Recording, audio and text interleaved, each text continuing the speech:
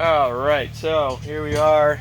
It's time to pull out the motor. Hopefully, I mean I believe that's the plan. So we gotta get that thing out of this damn car. Right now, he's getting the radiator pulled underneath, I guess. So yeah, let the fun begin. This is gonna be a real blast to pull out, I'm assuming.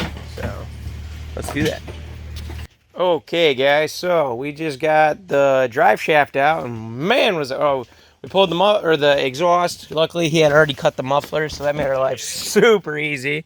Well, plus that, and they were quick release bolts. So there was 2 bolts into the cats, and all 4 of them snapped. And then there was this little brace here, and then so like the drive shaft, we disconnected the rubber from the back part. And you disconnect the carrier bearing or whatever, and then the front front shaft.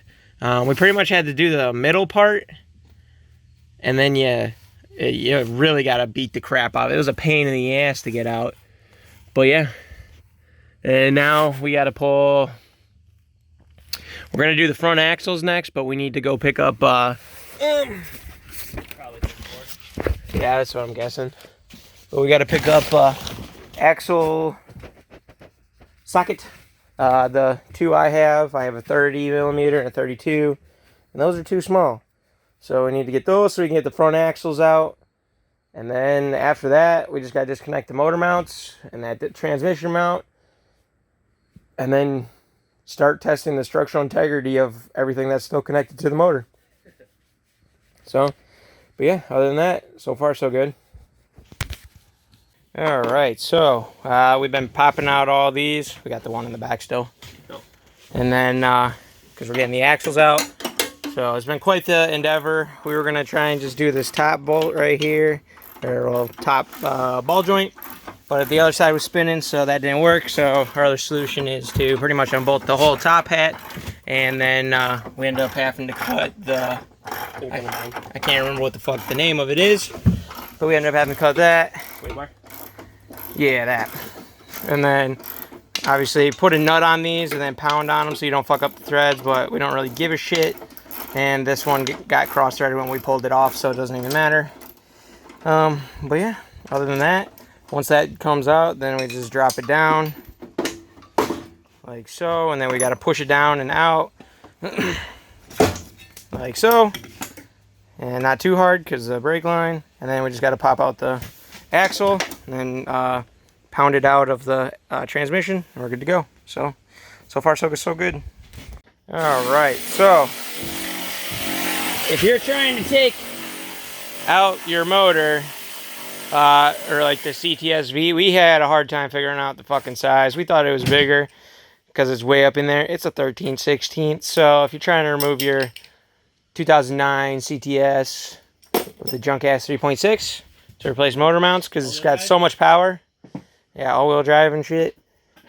It's 13/16. So we looked all over. It took us forever, and I just eventually just came here and started trying different ones. So, but yeah, so it's a deep socket 13/16. So now we got the motor mounts disconnected essentially, and Paul's underneath working on getting the transmission shit disconnected.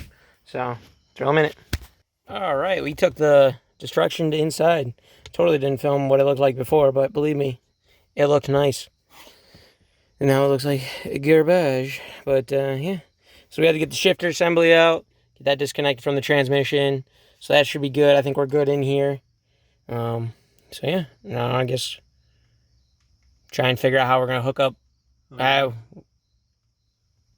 It's raining. Sprinkling. We need to pull the hood off. I think that should be the next step. And I guess we'll reevaluate from there. Because it's getting late in the day. This is taking longer than we expected. So I expected it to take a long time. Yeah, me too. It's a lot. There's a lot to be done.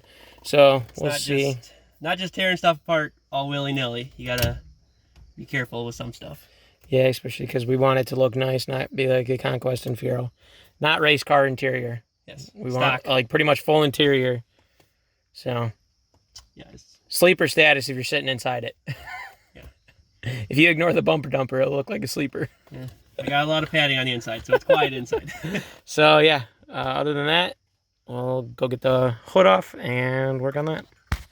All right, so we're working on dropping it back down on the ground, put the front wheels back on. We pulled the upper intake to try and figure out how the hell we're gonna hook onto this. I'm pretty sure no one drops or pulls the motors out of these out of the top, so we're in for a rude awakening.